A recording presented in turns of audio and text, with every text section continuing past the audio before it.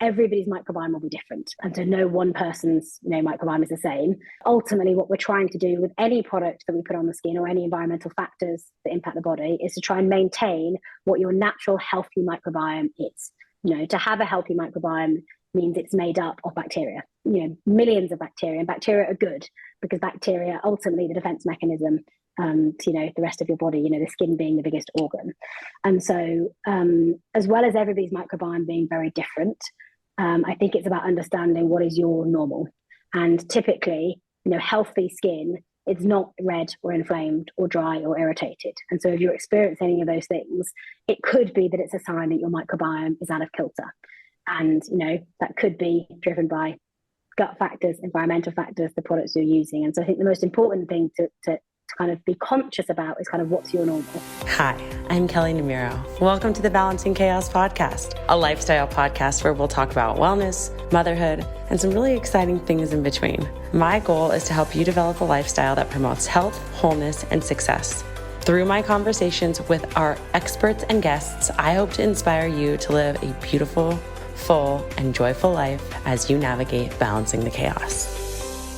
All right, everybody, welcome back to the Balancing Chaos podcast. I am so happy to have you with us this week for a really important conversation that I don't think is talked about enough. I am really thrilled to introduce you to our remarkable guest this week, Katy Cottam, the brilliant mind behind Luna Daily. Luna Daily was born from Katy's own experience, a story that's really relatable to me, actually. It all began in her teenage years when she started facing some unexpected health challenges related to her gut and skin microbiome after a course of antibiotics. Very, very relatable story. This pivotal moment completely changed her perspective. Katy realized that there was a problem, not just with her personal health, but with the larger conversation that surrounds women's intimate care. She questioned the stigma and secrecy that often shrouds this topic and asked, why should we be ashamed to talk about this part of our body that is so important to us, that makes us women? And with this in mind, she decided to take action, collaborating with expert dermatologists and gynecologists. She founded Luna Daily, a brand that challenges the status quo, providing microbiome balancing body care for all skin, even the most intimate. It is a game changer for women everywhere, offering products that eliminate the need for hiding items away in your cupboards. But Luna Daily isn't just about products, it's about fostering a sense of community and encouraging conversations. And Katy believes in the power of education and understanding. It is a movement that is driven by women for women using different generations and stages of life. So get comfortable and join us for this enlightening conversation with Katy, the driving force behind Luna Daily. Welcome to the show. Thanks so much, Kelley. It's lovely to be here. I'm so excited to have you because I, for so many years, was so embarrassed about some of this stuff that we're going to be talking about today. And I think that it's a conversation that women don't have enough vulnerably, on the mic in front of other people. And so I would love it if you could talk to us a little bit about your story. I kind of mentioned it briefly in the intro, but what was the kind of catalyst that made you realize something was off and want to start this company? The original idea came when I was 19, and it was after that course of antibiotics. It was a really intensive course of antibiotics for 6 weeks.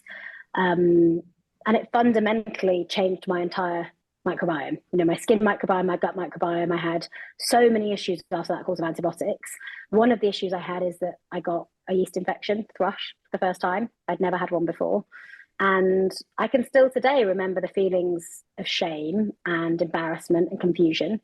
And critically for me, from that moment onwards, I wasn't able to use traditional body products, soaps, shower gels, other products to care for my intimate skin. But I really resented that the only products available to me were these very niche use, pretty outdated, synthetic, stagnated brands with deep-rooted shame and stigma, typically because people only bought these products when they've had a problem. And so it was this kind of self-perpetuating shame and embarrassment. Still for the most part, 15 years later, they sit in this category called the feminine hygiene category, which I put in inverted commas because even the name, implies that something is dirty and needs to be cleaned. And honestly, ever since then, I felt that this category of products or lack of category of products is so underserving for women and people with vulvas. And fast forward my career. So most recently I was at Charlotte Tilbury. I was global head of brand there, but I've also spent many years at L'Oreal. So I'd seen, pretty much every other beauty wellness category evolve in a really positive way. Not just categories, that we know of, like body care and skincare, but even categories like menstruation and menopause. We've seen such amazing innovations in the products and services that have come into those categories. But this category, I still felt was stuck in the same place that it was 15 years ago.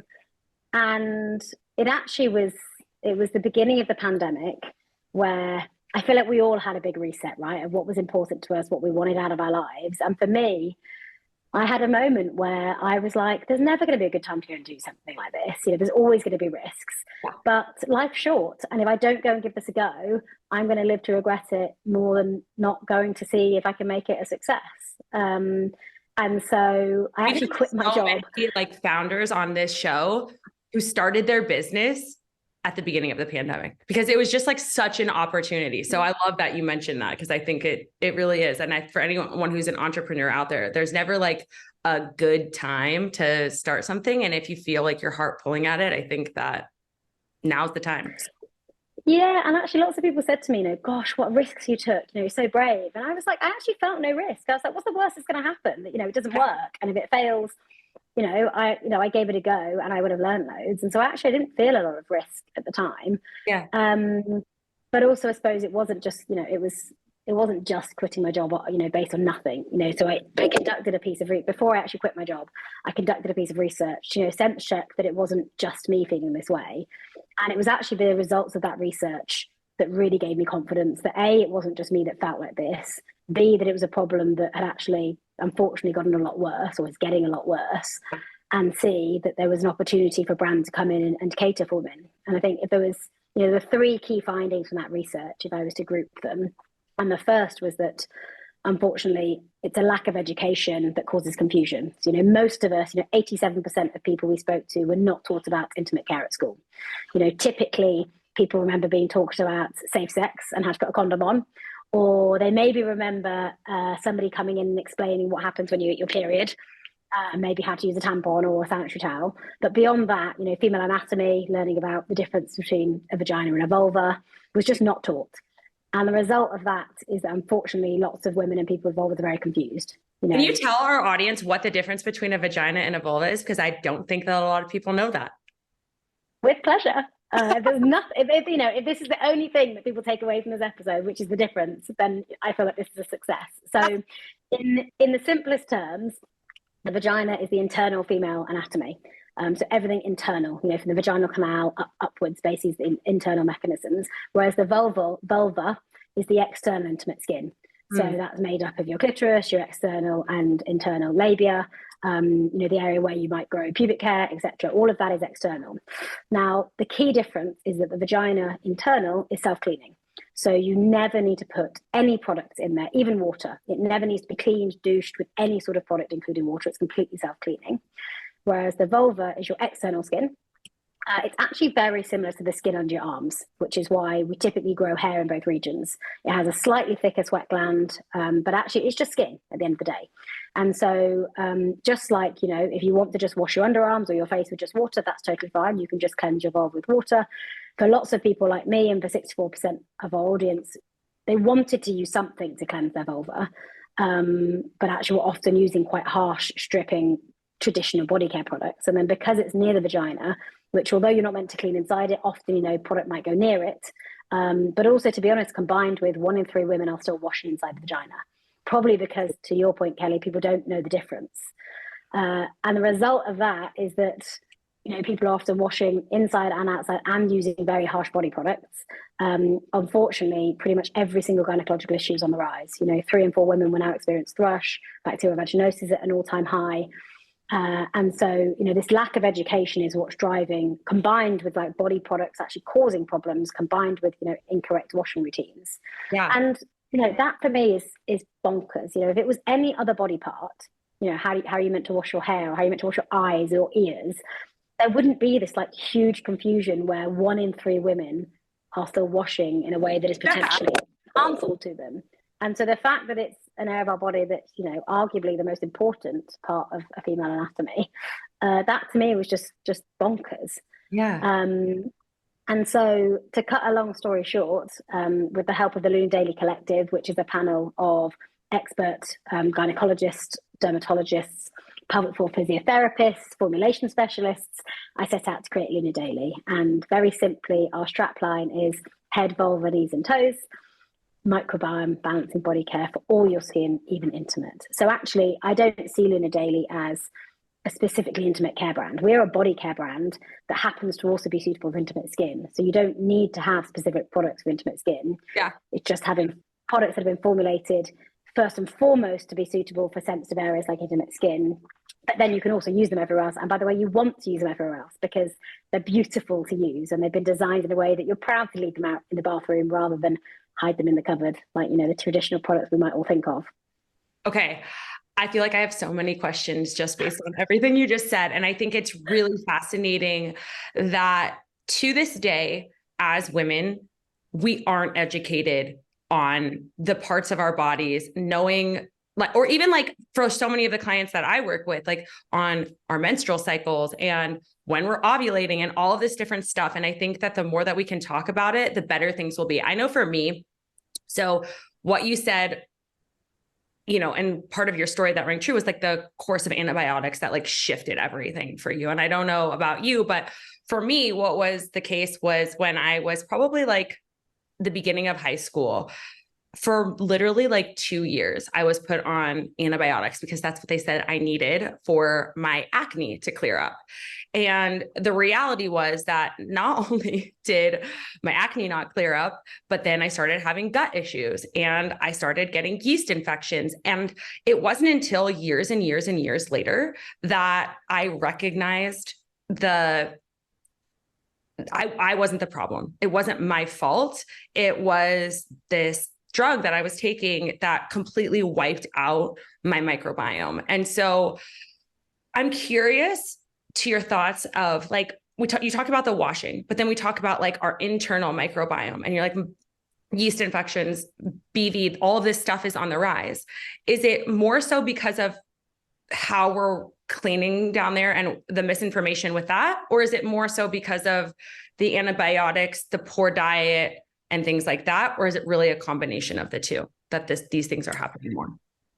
I think it's really a combination of not even just the two, it's a combination of everything. And everybody's skin type, everybody's microbiome, everybody's womanhood journey are totally different. And so, it may also be that, for me, it presented itself after a course of antibiotics. But for lots of our customers, it's after have gone through motherhood, or it's as they're approaching the menopause. And so I think it can happen at any, there can be lots of these little levers and it's just enough of them to be out of kilter that can really drive a change that we notice. But actually what our research has found is that actually lots of the changes are happening potentially in the background. You just haven't quite noticed them yet. And it's only when they present themselves as something that is really quite, noticeable that we pay attention. Very simply from a microbiome perspective, our skin is our biggest organ, now in the entire body.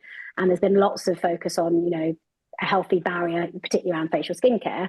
But very simply, our skin operates with a healthy pH of around 4 to 5. And that is true of the vulva as it is underarms, anywhere else in the body. The vagina is slightly more acidic. Remember, internal, never to be cleaned. And I suppose because the vulva is near the vagina, which is more, susceptible to products if they go near them because it's more acidic. That's why often you may present problems there. But the reality is that if you suffer from dry skin, red skin, flaky, irritation, eczema, psoriasis, it may be that it's due to a combination of those things, diet, but also the products you're using. But the thing that often surprises people the most is when I talk about the pH scale. And I feel like we all remember pH from school again, the colored scale. And if I was to say that, a healthy skin microbiome is typically between around 4 or 5. So our skin is acidic. Shampoo is anywhere between pH 8 to 10. Soap, and kind of the most common ingredient in lots of body washes, is pH 12. Bleach is pH 13. And so irrespective of whether we're talking about intimate skin or not, a lot of products we're using in our body are completely out of kilter to the natural skin microbiome. The result is that they often strip the skin of good bacteria and bad bacteria. That feeling often after, using a really harsh soap, you're almost like squeaky clean. And I'm really like dry. Yes. Because a lot of the products we're using are just not balanced to, the natural microbiome of the skin. Yes, soap and bleach are very effective cleaners, because they literally clean like grease and dirt and grime. Like soap originally came from, was invented because it was such an effective cleaning tool when people weren't able to shower very often. People could only afford to shower once a week. So that's where it originally came from. Yet in modern society, we're still using those products, but we're showering daily, as well as probably using a wealth of other products. And there's more environmental impact. There's more, impacts we're doing via our food and antibiotics. And so I think it's probably the combination. Yeah. So I think us all being a little bit more conscious around, in general, what we're putting on our skin and in our bodies, with the effect it might have on our microbiome, would probably help lots of us, I think. 100%. I think that I was talking about that yesterday on Instagram, kind of like looking at like what is like our internal ecosystem and then like what's our external ecosystem and how are those two things influencing our health. I think that's a really, really beautiful way to look at it. One thing that I just thought of was when you were talking was like, I remember back when I was going through all of this and I was like going to have to like buy like Monistat like once a month because I was getting these infections all the time. I was also using like that, like Summers, I don't even remember the name, like some brand of like Summer Fresh or something like that, like feminine hygiene soap. And I remember my boyfriend at the time, like coming over and like making fun of me. And like, it was such a shameful like experience to have gone through. And I think that what's really cool about what you're doing is that you are making it so it's about like your entire, all of your skin, not just the skin there, because that brings less shame to it. But I think what's also really cool is that when I was doing research about the product, it's like, I look back at that specific soap and it was like fragrance and toxins and all of this crap in it, and everything that you're doing is clean. And so can you talk to our audience about the importance? I mean, you kind of mentioned it just now, like about like the bleach, but like about some of these toxins and like why we don't obviously want that near our, women parts, female parts. Well, and in fact, ideally not near any of our body parts, actually. Right. So I think the first thing when formulating the Loon Daily range was to think, I thought really about, what were we not going to put in it? So we have an ethos that we use only natural and necessary ingredients. So only ingredients that really play a purpose and need to be in there are in our ingredients. And the first thing that we decided we were not going to do is to have completely no soap. Soap is one of the most common ingredients in body products, pH 12, preaching to converted now, I think, but there is no soap in any of our products. So we even have a solid bar, which is called the no soap bar. So it looks like a soap, it acts like a soap, but there is no soap in it. So the first thing is completely no soap. So what's in the soap bar if it's not soap? So it's a coconut-based formula. So it's a very mild surfactant. So a surfactant is something that helps lift dirt, grease, grime from the skin. So it emulsifies with water. So you still get a beautiful lather, but it's very, very mild. So not only is it pH balanced for the skin, we actually have a corneometer study, which is a clinical hydration study on the skin to clinically show that our no soap is 30% more moisturizing, primarily driven because the surfactant is so much milder. So you still get effective cleansing, but without that stripping effect of kind of a harsh ingredient like soap. The second was to have no nasties, so no silicons, sulfates, the other long list of ingredients. So we are clean at Sephora. Alongside being vegan, natural, we are also clean. And so there's a long list of ingredients we won't use. Again, primarily due to the harsh nature of the impact they can have on the skin. And then the third most important thing I would say is we have a trademarked formulation called Hydrobiome or Thermobiome Plus. And the Thermobiome Plus is made up of three key components. Thermal spring water, which is exceptionally rich in minerals like magnesium and selenium. So it's really good at mirroring the natural moisturization factor of the skin. Prebiotics, so we have plant-based inulin and lactic acid, which help foster a healthy skin microbiome, and a vitamin complex of vitamins E, C, and F. And really the concept there was, every other area of our body, take with our faces, we don't just wash, hygiene, clean our faces.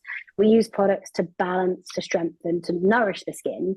And I wanted to have the same ethos with our body care range, that these are products not just to clean, nobody just cleans. But the final thing, nobody just cleans other areas of their bodies. But the final thing, which is so important, is that the products, I wanted them to be really enjoyable to use. You know, if you talk about the products you've used in the past, that yes, they might functionally work for that area of your body, even though sometimes the ingredient is a bit scary. You don't want to use them elsewhere, not just because like they're not very pleasurable to look at, but like the feeling of them. So like when you use our Everywhere wash, honestly, people say that they will never ever go back to using their old body wash. Not because this, you know, they can use it on their intimate skin is great, but because it's genuinely like it feels like silk on the skin. When you wash it off, it leaves like a lovely moisturization on the skin. And that was so important because I think within beauty and wellness products, to really help women and make a change, they have to be products that not only work like efficacy wise, but also you really want to use them. Totally. So that was such an important part of developing the formulations.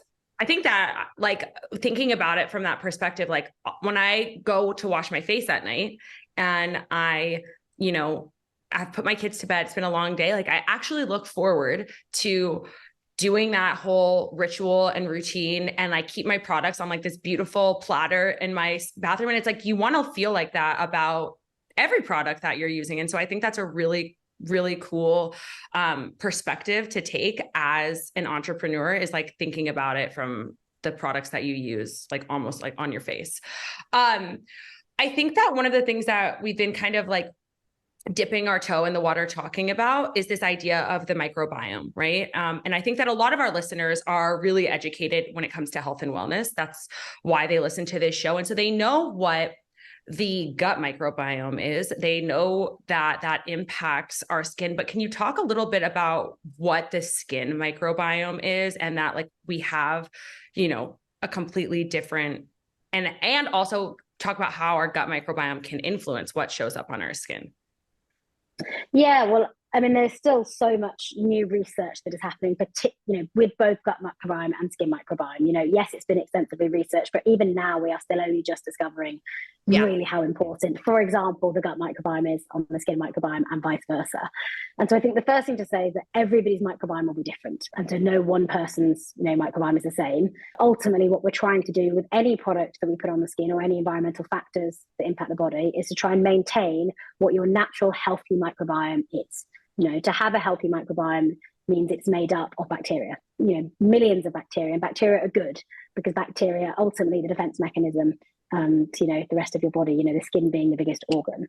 And so as well as everybody's microbiome being very different, I think it's about understanding what is your normal. And typically, healthy skin, it's not red or inflamed or dry or irritated. And so if you're experiencing any of those things, it could be that it's a sign that your microbiome is out of kilter. And, that could be driven by gut factors, environmental factors, the products you're using. And so I think the most important thing to kind of be conscious about is kind of what's your normal. And it's amazing that the number of people in our research that we spoke to, we said, explain your hair care routine. Tell me your facial skincare routine. And now tell me your routine when you're in the shower and you're cleansing your intimate skin. And so many women would sort of stop and be like, well, I just sort of do this. And we'd sort of say, why do you do that? And so many people hadn't even thought about it. And for so many people, it had been subconscious. And I think it links back to the fact that because we're not taught anatomically correct language, we're not taught about how to care, particularly for our intimate skin. We then don't talk in general. And then lots of our habits, until they become a real problem, are just like a subconscious thing that we do. And it's only, when it gets to a real problem that we then, only even then sometimes go and get help. For lots of women, they just brush it under the carpet into the darkness. That was actually the inspiration behind the name Lunar Daily. That, Lunar in many languages means the moon. And we are, first of all, the moon is this beautifully reassuring, yet very securing, visible daily presence that connects all women everywhere, irrespective of age, stage, etc. But also I see us as, shining a light on topics that for so long have been shrouded in darkness and shame, and hopefully bringing them, into a positive, positive, inclusive conversation. Are you exhausted trying to find solutions for your hormonal imbalances, or trying to figure out why you have these symptoms, whether it's that you can't sleep, or you're exhausted all the time, or you feel like you're super bloated and you can't button your jeans, or you can't lose those last 5 pounds? Whatever it is, look no further, because I spent so many years of my life trying to search for answers and going from doctor to doctor. I put together all of the knowledge that I accumulated over those years and put it into a 17-week health and hormones e-course. It is this comprehensive program that covers a wide range of hormonal imbalances, from adrenal and thyroid issues to menstrual irregularities and fertility problems and everything in between. If you have been battling with weight loss, metabolism, digestion, bloating, sleep, energy, anxiety, irritability, whatever it is, we've got you covered. What sets this course apart is that I'm all about holistic solutions. I believe in addressing the root cause of hormonal imbalances and providing you with the tools that you need to rebalance your hormones naturally, because it is possible. But that's not all. Today, I'm really excited because we're offering our podcast listeners something really special. When you enroll in our health and hormones e-course, you're going to receive an emailed lab review at no additional cost. I want to ensure that you have the most personalized and effective approach to regain your hormonal balance. So if you're ready to take care of your hormones in a really natural way and find the solutions that you've been looking for, you can join us for a free webinar where we're going to discuss the most common catalysts for hormonal imbalance and share some of the top solutions to help you reverse and address them. It's your chance to gain these really valuable insights and take the first steps to a healthier and happier you. And the best part is that when you enroll in the Health and Hormones e-course during the webinar, we are offering you that email lab review complimentary on us. It's our way of showing you just how committed we are to helping you achieve your wellness goals. So don't wait any longer. Visit us at our website, www.wellnessbykelley.com, and sign up for our free webinar and gain some really valuable knowledge to your hormonal health. When you're ready to take action, enroll in that health and hormones course and get that emailed lab review on us. It's time to take charge of your health and well-being before the end of the year. Get started now at www.wellnessbykelley.com. That's something that we talked about at the beginning of the show, kind of in the intro, was this idea that your brand is more than a product line. It is a movement. It is a way to connect women and to teach them empowerment about themselves and their bodies. And so can you talk a little bit about how the brand does that? Absolutely. And I suppose I really see the brand as having three pillars. The first pillar is making a globally differentiated, better category of products that hasn't existed before, that caters for women through every stage of womanhood. So, daily care through motherhood, through menopause, understanding that everybody's womanhood experience is different. The second is by normalizing conversations. And the third is revolutionizing education. And each of those three pillars is as important to each other. I suppose very personally, my vision is that more people feel like I feel now and less people feel like I felt as a 19-year-old. I now feel free of the shackles of shame and embarrassment. I'm no longer embarrassed to say the word vulva, or to say that I had a yeast infection, or, to stand up in front of hundreds of people. There's this video of me on TikTok explaining the difference between a vulva and a vagina. It has like 1 million views.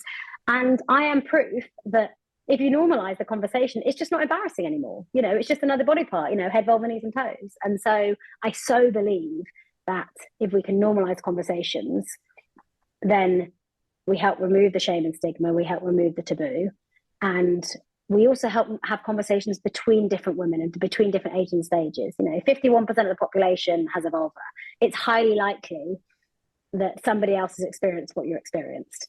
And, for me, normalizing conversations doesn't mean that you have to be ready to shout it from your social media. It could be, you just ask your mum about something, or you ask a friend about something, you give a little sister some advice. And it's having those conversations is where we're going to start normalizing, because a big part of my mission is to revolutionize education. And, unfortunately, today that currently starts with, a failure in the education system, globally. Unfortunately, particularly in more recent happenings the last couple of years, even, we call it sex education typically, and it's not sex ed. We're not teaching people about sex. It's actually around just wellness. And so, if unfortunately we're not where we need to be from a curriculum perspective in schools, and, social media is now the number 2 education platform where people learn things. And unfortunately, words like vagina and vulva are some of the most censored words on platforms like Meta and TikTok, would you believe? If we're not being taught about it at school and then we're not seeing it on social media, how are we learning about these things? And, really quite worrying in the research we conducted. I really expected it to be getting better, in a world where I do feel that more and more we are having more conversations, they're being opened up. Social media has for its good and its bad, has normalized lots of the conversations. Unfortunately, in our statistics, particularly post-pandemic, they'd all gotten worse amongst the younger generations. And so it's really not improving. Yeah. Really I think my stat of, I think there was, some of the stats, it was bonkers. So we're getting, we are talking about it less, and we're getting more BV, more yeast infections, more. So for the people out there listening, I'm guessing like if you have some sort of an issue, like, like that, like a bacterial vaginosis, yeast infection, you are probably going to know, but can you tell our listeners, like what are the symptoms they might be feeling? So there are lots of symptoms for BV, and again, they are very different. So I wouldn't want to prescribe, one of these things. But typically for something like bacterial vaginosis, it can be a change in discharge and a change in odor, two of the most common symptoms. Irritation, more dryness, pain during sex, pain during urination are the kind of most common symptoms of BV. If you ever are experiencing something like that, absolutely go and see, your gynecologist. You should definitely go and see somebody. But I think for me, what I want to do is normalize the conversation way before that, and it shouldn't just be we only talk about this when we have a problem. We don't just talk about our hair when we have dry hair. We talk about when we have a good hair day. And so really I want to create a conversation that is as normal to talk about this body part as any other body part, because it's just another body part. And, it goes way beyond just like problem solution functionality. If I take the example of labiaplasty, is one of the fastest growing cosmetic procedures globally. So that is where girls, often teenagers, have surgery on their labia because they don't like the way they look.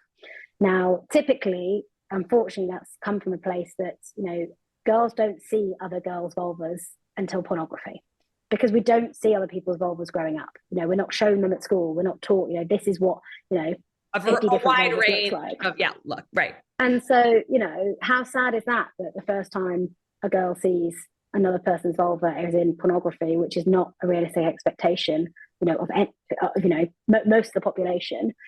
And that feeds all the way through to kind of, safety around, if I can't accurately describe a body part, if I say, oh, I've got a pain here, if I don't know the anatomical language, that's really important when you are diagnosing health conditions, or, even when you're talking about things like abuse, or you're talking things about more complicated topics about like gender.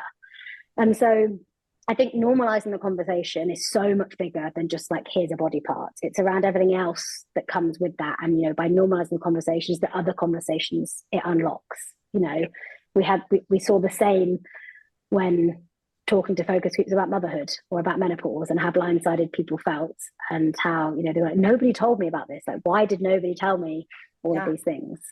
Yeah. I think that like, even when it comes to things like hormonal imbalances, like gaining weight, or feeling like low energy, or feeling like we're losing our hair or whatever, like people are often told that it's a symptom of getting older and it's just a part of life. And like, so I think that almost kind of shames women into not talking about or bringing up things like this that are actually like, they're all serious. Anything that you're experiencing that doesn't feel right in your body is serious. And I think that we all should have the capacity to feel comfortable enough having the conversation with each other and having the conversation with our doctors so that we can get it sorted out, because you feeling uncomfortable in your body is not like, nobody should feel that way. And I think that we have to stop normalizing that. So I appreciate you like being so open with that conversation. One thing that I noticed when I was looking at your entire product line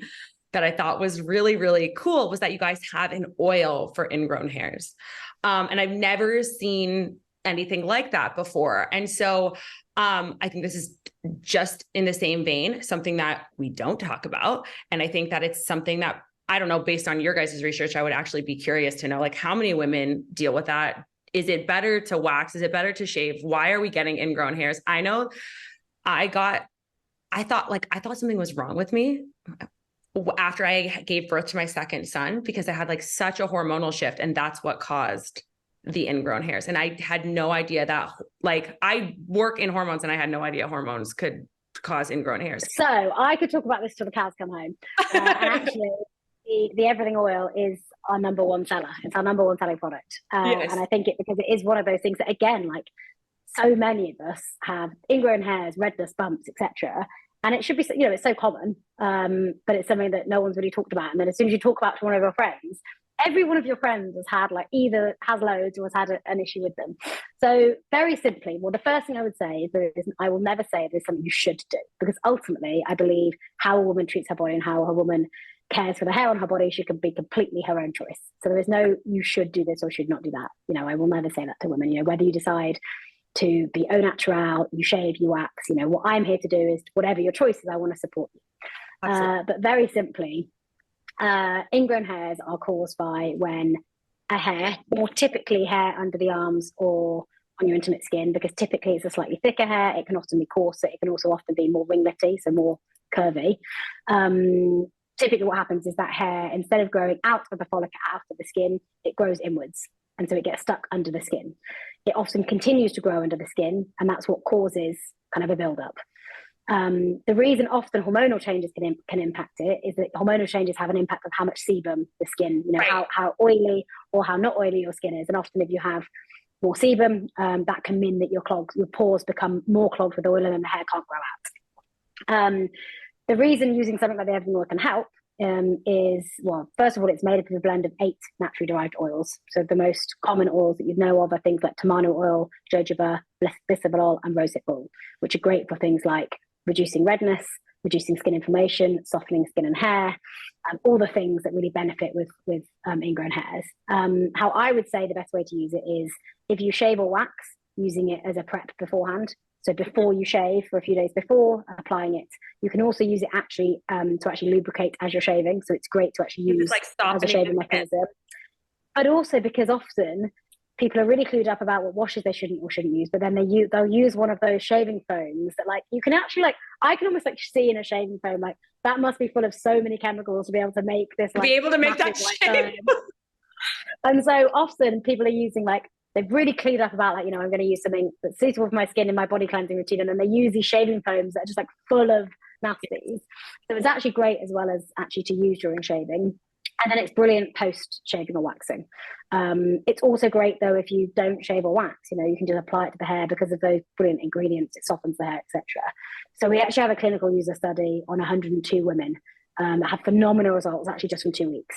And actually when you go on Sephora, like, my favorite thing is to read customer reviews, because I've worked in beauty my whole life, and the emotion you get of somebody that's found like a new mascara she likes versus finding a solution to a problem she's had her entire life. Like, it's my favorite thing to do because the reviews are just like, they speak for themselves. But it's not just for ingrown hair, scars, dark spots, redness, irritation.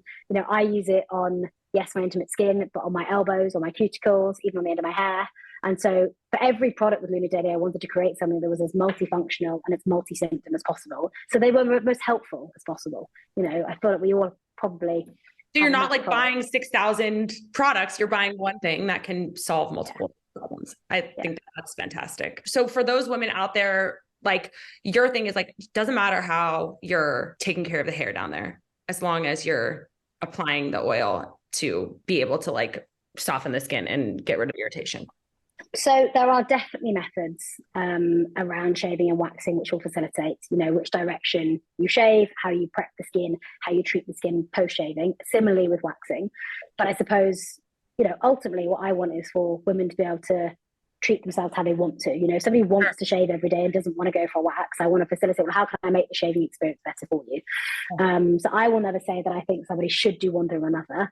There are definitely methods you can do to support, but just as a minimum, applying something like the everything oil daily, once you come out the shower, as a minimum, you know, the results speak for themselves. You will definitely reduce ingrown hairs, redness, irritation, bumps.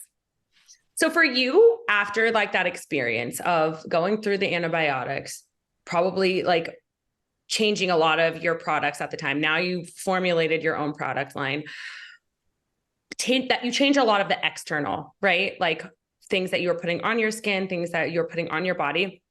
Were you changing also at that time, like supplements that you were taking, your diet, things like that? Because now I look at you, you have beautiful skin. I'm wondering, like, is there other things that you did along with that to influence the health of your microbiome? Yeah. And for me, it was diet. So what happened with me is that after the course of antibiotics, I was also on some gastro-resistant tablets at the same time. And the way that the doctors explained it to me was that I basically completely like banished all good and bad bacteria in my stomach. I mean, you need lots of the good bacteria in your stomach to, effectively process food, particularly food groups that contain, amylase, lipase, things like milks, proteins, etc. And they were all shot. I also had apparently kind of these holes in my stomach that it kind of like eroded my stomach wall. And so what was happening is that whereas normally the holes are quite small, and so the enzymes have to break up food into tiny little bits before they go into your intestine, bigger chunks of food were getting through. So I was 19 at the time, and I'd moved to London. I had my first job. I was working at L'Oreal, and I'd eat something, and honestly, I'd be like, there is no way I'm not 6 months pregnant. Like, that's how, so for me, honestly, like, not even like a little bloat. Like, I'm talking like, I've got pictures of me where like, I look 6 months pregnant. I'd be like, do I need to, I had a boyfriend at the time. I was like, do I need to take like a pregnancy test? Like, I'm on contraception, but like, that's how bad it was, combined with like, chronic fatigue and just like, it was so painful. And so I actually did some food intolerance tests via blood samples, and it came back that I was highly intolerant to yeast as a food group, and I was moderately tolerant to milk. And the recommendation with tolerances is, different to allergies. It's that, all of us are probably on a scale of intolerance to certain food groups.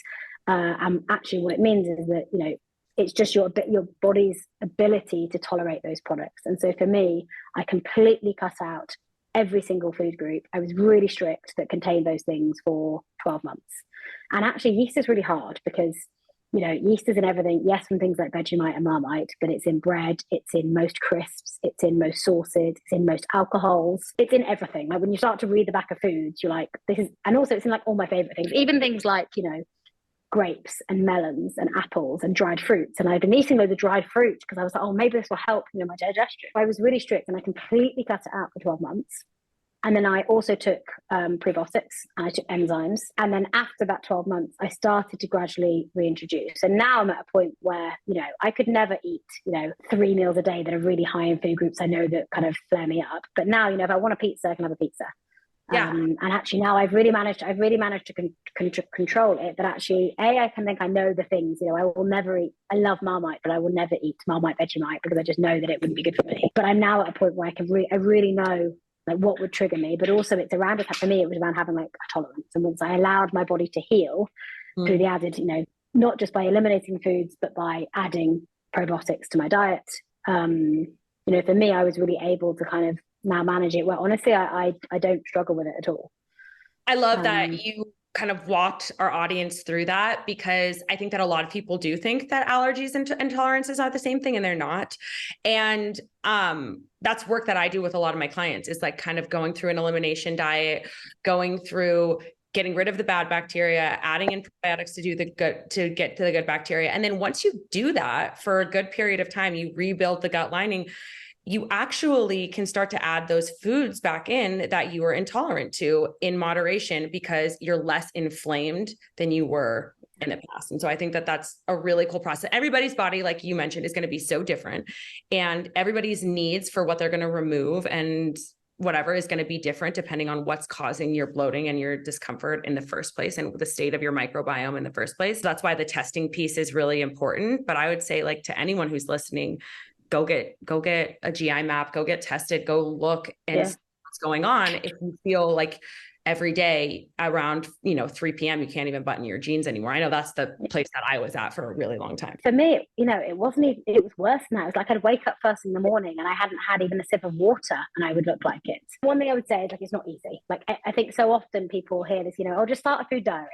And for me, it was really helpful to get real clarity, because had I started a food diary, it probably wouldn't have identified enough that's what it is. For ages I thought maybe I was celiac, but then I'd have a meal with like no bread and wheat in, and I would still have the same symptoms. And so it wasn't easy. Like, it was a real, this was also like 15 years ago. And so I think probably health systems and understanding has come a long way since then, and availability of products and services to support. Absolutely. Absolutely. I want to shift gears to talk a little bit about growing your product line. And like, you are living every beauty entrepreneur's dream. Your line is in Sephora. Like, you are like a global brand at this point. Talk to us about how, like, if you started this in COVID, like, how did you make that possible? That's incredible. You're like, I don't know how I did it. It happened. No, you know what? No, I do know how I did it, actually. And I think I would attribute it to three things. I think the first is being really clear about your big mission beyond product. Like, customers today don't just want great products. They want to buy from brands that like care more than just about product. They have like a mission they want to change. Like, I'm very clear that I want to connect women to each other in their entire bodies. And, you know, that is not just through product. And I think starting with that is your why is really important. And I think then, you know, the reason I wanted to partner with Sephora and, you know, North America is that, you know, from a customer perspective, outside of Asia, America is the biggest market in terms of need. You know, it is the highest growing penetration. We could see that the data, there was the highest absolute number of women that were struggling with problems and a lack of information. All the same trends that I could see here in the UK, I could see were in the US. And then selecting and partnering with Sephora was because they really back, you know, not just brands that are trying to change categories and launch with them, but they really kind of partner with brands. You know, they really believed in my mission for the category and wanted to do things differently. And, you know, they didn't have this category before. And so what was brilliant there is that there isn't the existing like associations of, oh, we walk into a store and it's sort of often hidden in the back corner, you know, yes. It's on a dusty shelf, like right in the back corner, probably next to like condoms and incontinence. And so actually, you know, I was able to partner with Sephora and, you know, they've launched us on the next big thing. You know, we are alongside, you know, you could buy Luna Daily alongside skincare and hair care and other products. And so that for me was so important because, you know, the retail environment is so important to helping normalize conversations. At the minute you can see these products alongside other products that are totally normal is really important. I think, honestly, the final piece, though, is two final things. You know, I spent my career working in a space, so I definitely had, you know, the credentials and the experience of knowing how to work with retailers and how to really, you know, ultimately how to help them, you know, win with their customer. But honestly, the final thing and the truth is that it was good timing. That, you know, even if I think I'd launched this brand 5 years ago, it might have been too soon. I think people weren't quite ready and retail wasn't quite ready to have the conversation. And I think by the time I launched Luna Daily, the wider macro trends and the wider consumer demand and conversation was already happening. And that's, I think, so important to, you know, any startup is, you know, the timing. It's not luck, you know, because a lot of hard work has gone into it, but it is definitely a bit of luck in timing. I think that, like, the fact that you were willing to be open about the conversation, like, plays such a role into it, because I think there's a lot of people out there who would have been like, oh, people will judge me for this, or oh, people will, like, I know that, like, that's a conversation that I have with so many people all the time. And so I think that that's a really cool piece of the story. For you, is there any final piece of advice or any message that you might have for the women who are listening, who might be wanting to have a more holistic approach to their intimate health, that you would want to share with us today? The first thing is being a bit more conscious about it. I hope that for people listening, that if it's something you haven't thought about in a while, or something that I've said that if you've gone, gosh, yeah, that's happened to me, or I've thought that, just having a little bit more consciousness about it, you know, in how often you think about it, how often you look at yourself, you know you're normal, you check what's normal for you, and just having a bit more consciousness about it, and that it's not in the subconscious. And I think that is facilitated through conversation. You know, if somebody asks you, one of your friends asks you, even what you just saying then about, you know, do you ever get ingrown hair? Or, you know, what do you use to cleanse your vulva? And I think, you know, combining those two things of having a bit more, you know, proactive consciousness yourself around that body part, as you would maybe when you think about your hair care routine or your facial skincare routine, giving, you know, her the attention she deserves, just, you know, at least even just to the same level you think about other body parts and how you care for them. And then trying to have the conversation, the anatomically correct conversation. So not using words like, you know, all the euphemisms we've used for that body part, but having those anatomically correct conversations with family members or close friends to learn about other people's experiences and to normalize the conversation. I have two boys, so this doesn't necessarily apply to me, but I'm curious to your thoughts of this, because I remember like when I was growing up, my mom would call that body part a hoo-hoo. Like that's what she would. And so like that just triggered something in me. So for our listeners out there who do have daughters, like at what age or always, like, should they be having those anatomically correct conversation and calling the body part by what it actually should be called? 100%. And actually 100% to your boys, you should. Yeah. There is so much research to show that by not using anatomically correct language, what we do is we fill those gaps with misinformation and shame and confusion. That by not just saying it's a vulva, that people start having these other words, your private parts. And I think what it stemmed from is a fear, of the sexualization of the vulva. But if you take away sex, the vulva is nothing to do with sex in its own right. It's just a body part. And I think the fear of using anatomically correct language or having these conversations, that it's sadly been too linked to sex. And actually children, at a young age should just be taught about every body part, boys and girls. And that's not just important, to mean it reduces the shame and the taboo, but it's also so important so that, girls and women can accurately understand how to wash themselves. Don't wash your vagina, the vulva's external, but also to be able to describe symptomatic pain or, anything else that they need to in their life. So 100%. There's an amazing book by an author called Lynn Enright called Vagina, a Re-Education that I read at the very beginning of launching my brand. She's a phenomenal journalist and now turned author. And, so much of what she wrote inspired me. Like it's so rung true. So yes, in short, everybody should be teaching anatomically correct language to all children, all ages, all genders. I appreciate that. I think that was like a really valuable piece of our conversation that our listeners are going to be able to take away.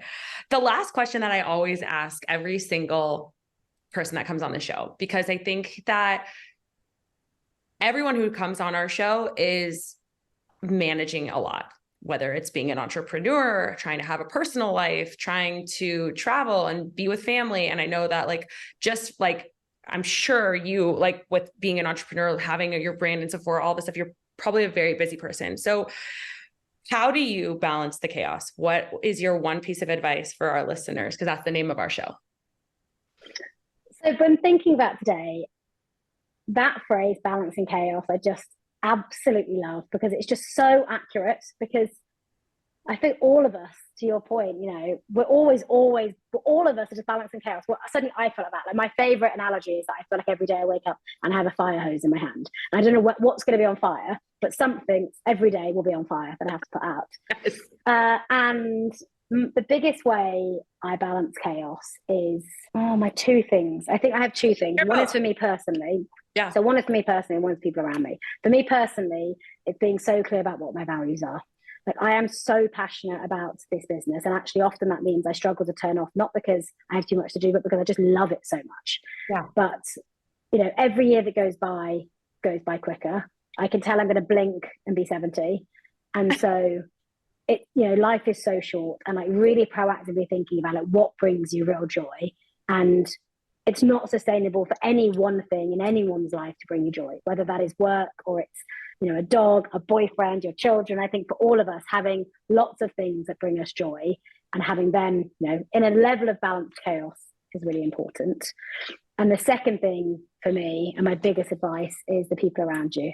Like my team are my most important asset and my biggest care. Like I will not do this business if I'm not the happiest, healthiest version of myself and my team around me aren't, because none of it's worth it, right? And there are so many horror stories of startup life, and the people around you, like nurturing them and making sure they are happy and healthy, and that becoming a non-negotiable, for me is so important. And it's a thing that like it drives me more than anything. Like creating a business that not just helps millions of women everywhere across the globe, but is a business that I am so proud to be a part of and to run, and that our internal values and the way that internally people feel reflects our external values is so important, and my biggest advice.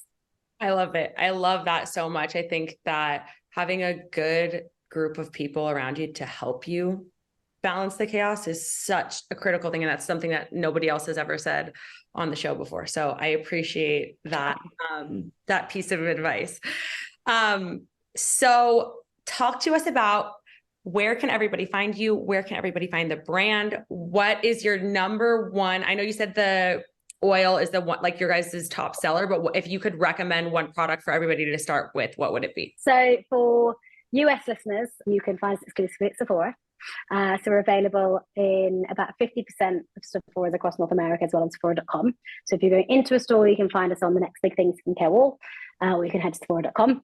Then in terms of my most recommended product, so the oil is only just launched in Sephora. So until then, our top seller has been these. So these I feel like should be everybody's starting point. So here's one without a lid. So these are our spray to wipes. And so the insight behind this product is that we could see that women wanted to freshen up. You know, you're on your period, off the gym, you're running between meetings, pre and post sex. You just want to freshen up on the go, you know, whether that's underarms, intimate skin, if you have big enough boobs, under boobs, wherever on your body. But we just couldn't sign up to the negative environmental impact of single-use wipes, you know, wet wipes. Not only are they really awful for the environment, because the majority of them don't break down, they're also pretty bad for your skin. And so the spray to wipe is an innovation where you simply spray it straight onto skin or onto a piece of toilet tissue, and you wipe, and it turns it into an instant flushable, biodegradable wipe. And one bottle is the equivalent to 300 wipes. So we have this wipe tower, actually, and 300 wipes is like this big. And so it's perfect for on the go. Like I have one in every single bag. You know, lots of people use, this is our fragrance-free version. We have kind of 3 variants. And, you know, this one is really popular within, you know, hospital bags when people are going into having a baby or post-birth, you know, if you can't shower. The hydrating one is really popular amongst women going through perimenopause or menopause. Like it's great for hot flushes, night sweats, you know, increased odor, acne, etc. And so like, they're really multifunctional, but also like the environmental impact. So if you were to buy anything, I feel like this product I'm so proud of in terms of the innovation it brings. Like it's such just a helpful product for every day. Like there are hundreds of uses. So the spray to wipe would be my go-to if you want to start somewhere. Okay. I love that. I'm going to go get it right now. Like literally I'm so excited. I'm going to get that and the oil. Tell us for like, cause you mentioned was it TikTok or Instagram that went viral? Where can everyone follow you on social? It was TikTok, but on both TikTok and Instagram, we are Luna_daily_official. Okay. So you can check us out on both. And we'll link all of that up in the show notes for you guys. Thank you so much for being with me today, Katy. I really appreciate your time. It has been awesome. I think this conversation is going to be so insightful for all of the women out there listening. It was really, really wonderful. So thank you so much. Kelley, thank you for the opportunity, and thank you for everything you do within the wellness space, because I find your platform because I find your platform such an inspiration. So thank you as well. It's been a pleasure.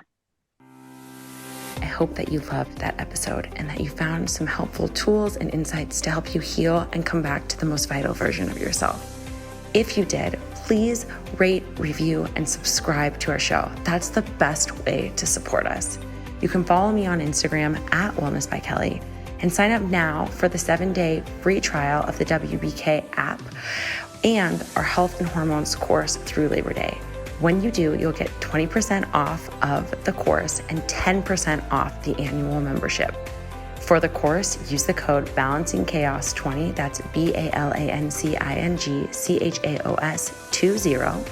And for the membership, use the code BalancingChaos, all one word. In our course, you'll get access to an emailed lab review, plus protocols that are built out to help you heal whatever hormonal imbalance you're struggling with. For our membership, you'll receive a library of content in our app with low-impact workouts, blood sugar balancing recipes, and mindfulness meditations, all designed to help you balance your hormones naturally and feel like your most beautiful, joyful, and vital self. Thanks so much for joining me. See you in the next episode.